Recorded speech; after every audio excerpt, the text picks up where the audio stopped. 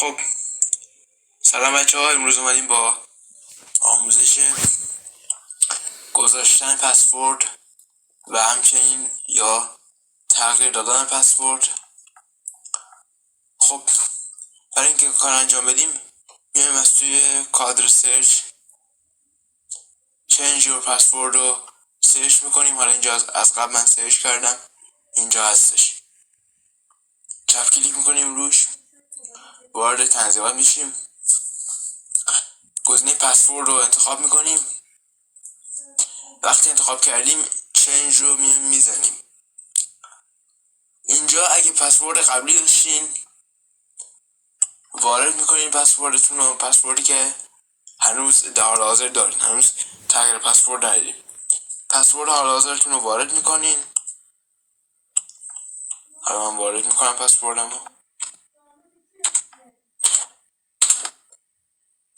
پسورد وارد شد. یه نکته بگم، اگه پسورد ندارین و کامپیوترتون بدون پسورده، اینو خالی میذارین، این کادر رو خالی میذارین.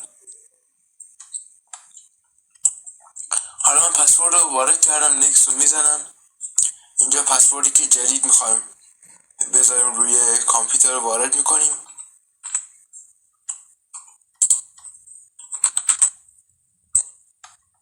تکرار پسورد رو تو کادر دوم انجام میدیم.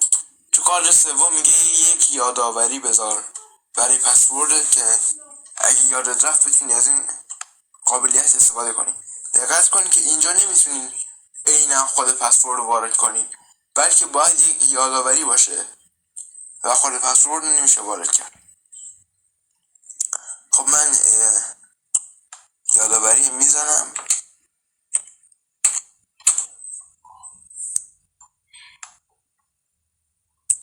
نکست رو میزنم.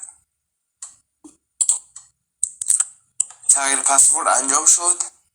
فینیش رو میزنم و تمام. خب امیدوارم از این آموزش لذت برده باشین. تا ویدیو بعدی، خدا نگهدار.